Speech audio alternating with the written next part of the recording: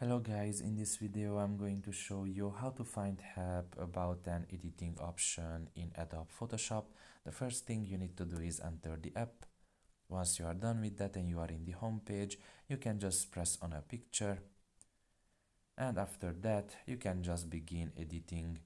For example, you can edit the looks of the picture. You can see there are quite a few um, looks options here. If you don't know what you are doing here or how to exactly edit the looks of it, just look in the top of the left corner. You will find the check mark symbol, press on it, and the application will basically help you.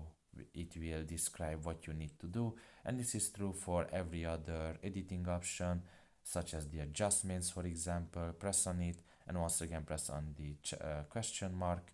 Same thing with the cropping and any other editing option in the application. You just press on the question mark symbol and it will help you out.